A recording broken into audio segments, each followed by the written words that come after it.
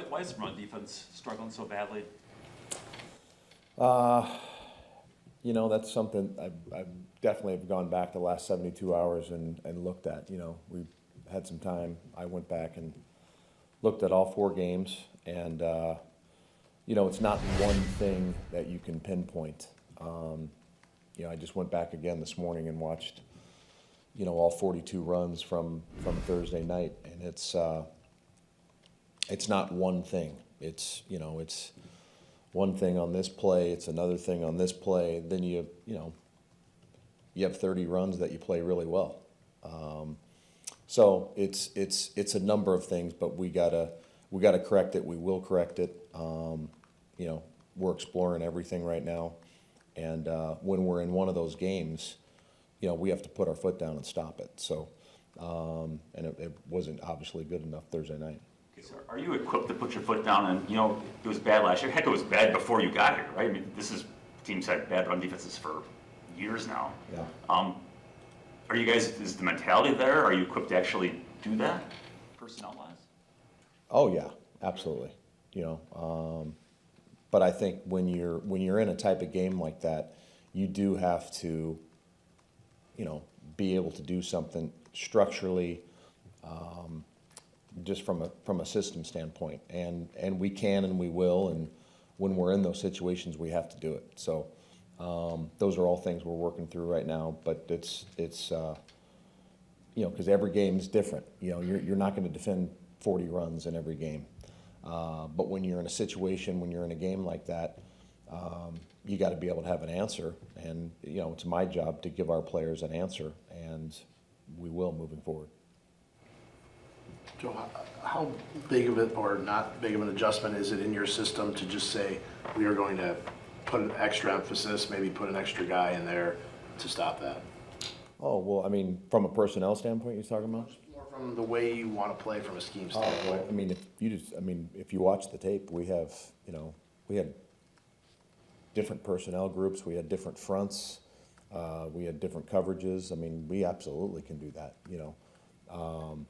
You know, we just don't sit back and play split safety shell every snap. So of course, you know, and especially in a game when you're defending a bunch of runs repeatedly, absolutely.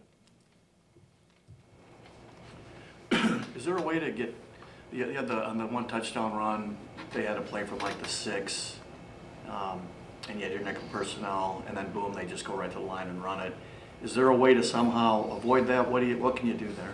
Well, I mean, it's a great question. That's the disadvantage that we have defensively.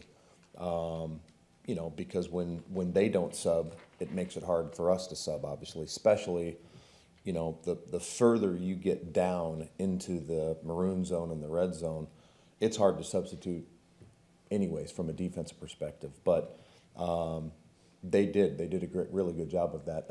They were in 11 personnel, we were in nickel, and they stayed in 11. They didn't sub. They kept the same 11 people on the field, and which forced us not to be able to get into a bigger grouping that you would like to, you know, the closer you are to the goal line. So, but bottom line, you still have to defend it, and we could have defended it better. You know, we misfit an inside zone that they ran, but that's part of the cat and mouse that you play when an offense goes tempo and doesn't allow you to sub. You have to play with the 11 you have on the grass. Are you optimistic about Eric Stokes, and if so, getting him back? He's obviously been out a while. Yeah. No, of course. You know, we, you know, I'll let Flea and those guys in the training room handle that. But Eric Stokes is a great football player, and of course we're eager, as is he, to get back. So when that happens, we'll be excited. How do you incorporate them? As in, you've already got John, Rasul, and Keyshawn in the slot. How do you, whenever he's healthy, Yeah. how do you get Stokes on the field? I mean, like I've told you before, I mean, having a bunch of good players that's a good problem. That's a champagne problem. So you can never have. I've stood up here and said it many times. You can never have too many good corners. So that'll be exciting when we get to that. Looking forward to seeing Devontae, or not? Socially, or what do you? I what do just you- gotta make it. No. silly No, comment, but I mean, he's, seriously, I think seriously, any, can't put money on it. this league is full of great players, and, every team has them, and week in and week out, you gotta find ways to defend them and have a plan for them, and, Tay is one of the, you know, current and one of the best of all time, so, it will be a great challenge for us, but of course, I'm excited to see him. I enjoyed my time that I had with him, even though it was brief here, but incredible player. You know, tying the two together, or getting a safety down in the box to help with the run, is that get complicated when you have a Devontae Adams as a receiver? Can you? Oh, of course, you know, and then you know, with Jacobs their back, you know, that's what every offense is searching for. You know, someone that gives you an issue in the passing game, and then they can counterbalance with someone handing the ball off to. So, but that's week in and week out life in the NFL. So, but it'll be a great challenge this week. Two really good players. Joe, is it a good thing that Quay Walker has 19 tackles, or a bad thing that Quay Walker? Well, you know, I don't think you ever want to. I mean, it's anytime that you have a player that has a great game statistically.